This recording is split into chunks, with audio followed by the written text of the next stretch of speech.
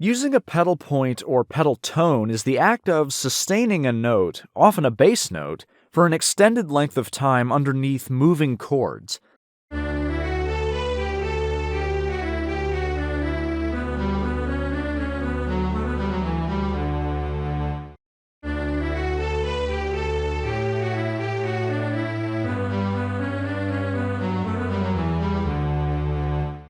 Pedal points are usually tonic or dominant notes, which is to say, they're often the root note of a piece's key signature, and using them helps create dissonant harmony, which adds tension and drama to a piece.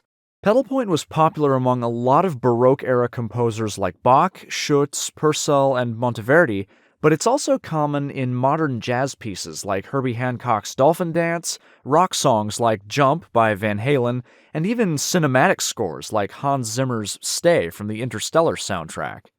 Doom MIDIs employ this technique too, and we can hear it in tracks like Blessed by the Void, co-written by Velvetic and Dragonfly for Eviternity II.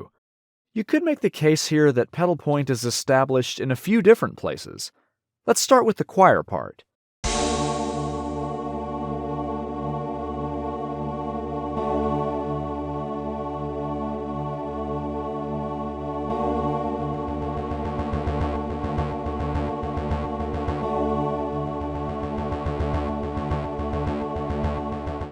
What we have here is a back and forth between two chords, D augmented and D major. As you can see, the main difference between them is this note, which goes from A sharp to A natural, then up to A sharp again, then down to A natural again, and so on. So while this note changes, subsequently changing the chord, this low note down here remains at a D natural between chord changes, and this low note is what serves as our pedal point here. It gives us a sense of stillness, like there's a building up to something wild that's going to happen. The same goes for the square and sawtooth parts. They both consistently play that low D also.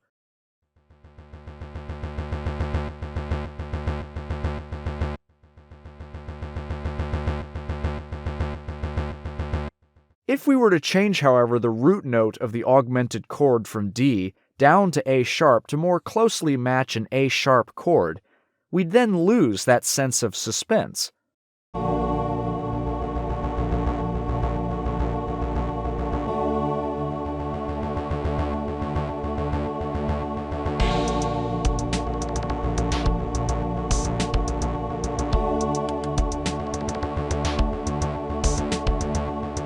By keeping all those notes at D, we preserve that tense feeling. Pedal point is hardly a new technique in Doom MIDI composition. A relatively early example that has it is Sam Woodman's Hell Revealed 2 track, Killing Spirit, which, incidentally, also uses one chord throughout, C sharp minor. Metabolist pitches the strings at a very low register right from the beginning and sustains that bass note through the entire piece.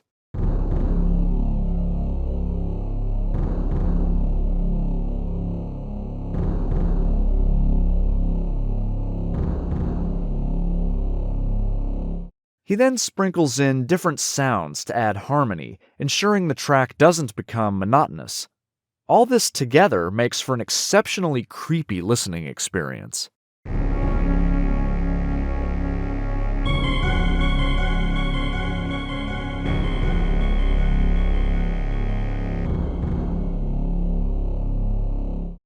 Pedal point also doesn't have to involve a single note just droning along. The bass part in AD 79's Sanctuary from 1000 Lines 3 could also serve as pedal point in said piece. In different sections of the track, while we can hear chord changes in the other instruments' parts, the bass guitar, later joined by the distortion guitar, repeats the same pattern of notes, keeping us grounded in the F minor key the whole piece is in.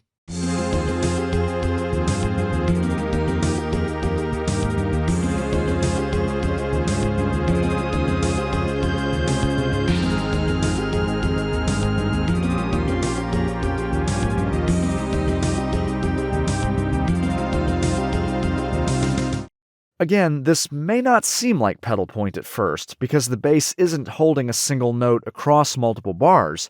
However, it almost never changes its rhythm or progression of note pitches.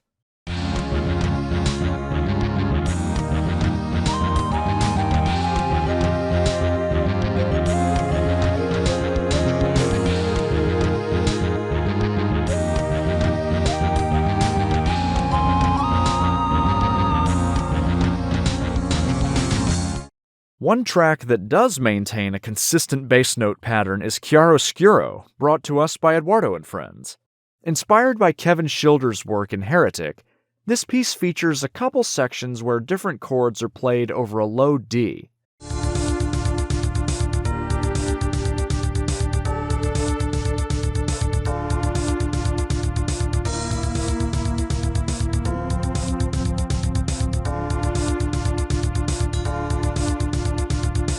At first, it can appear that some of the sections are out of tune with the differing notes and chords, but rather it lends to a feeling of uneasiness exacerbated by the stilted drum pattern.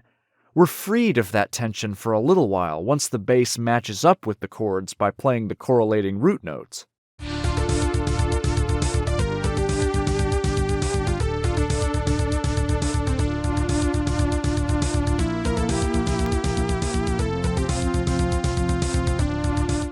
One that you may not have thought about or heard in a long time is one of the 3 MIDIs crafted for Team TNT's 1999 deathmatch mega WAD, Reclamation.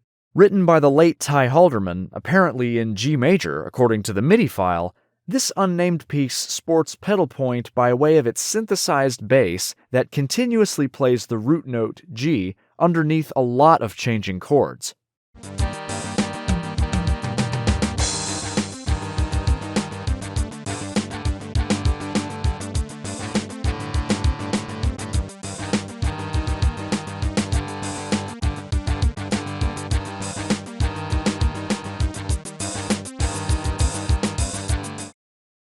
Mark Clem's Anchor from Memento Mori II uses pedal point via its bass line as well. We're in the key of B minor here, with the chords alternating between B minor and G major in the chorus. Instead of playing along with the chord changes, however, the bass steadily keeps playing the tonic note B over and over.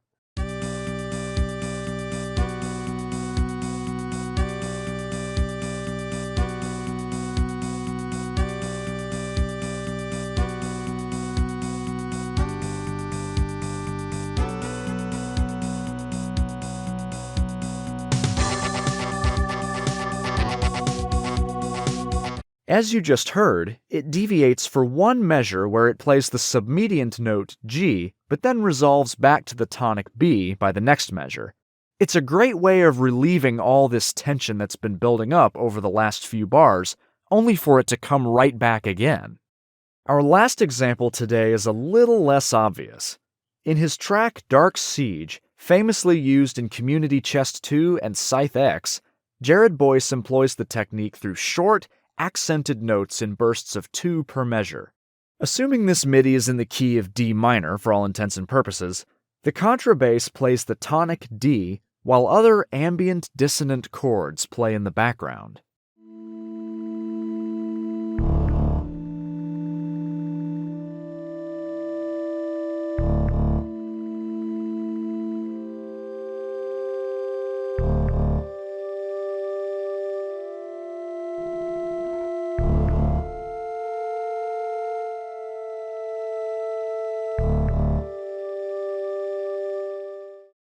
And that is pedal point. It's a fairly straightforward concept that can make a world of difference in tone and intensity in a piece of music. Thank you for watching this installment of Doom Music Theory, and I hope to catch you around here for the next one. In the meantime, what are some Doom MIDIs you'd like to see on this channel that haven't been mentioned yet? I look forward to hearing from you in the comments, and until then, I hope you have a wonderful day.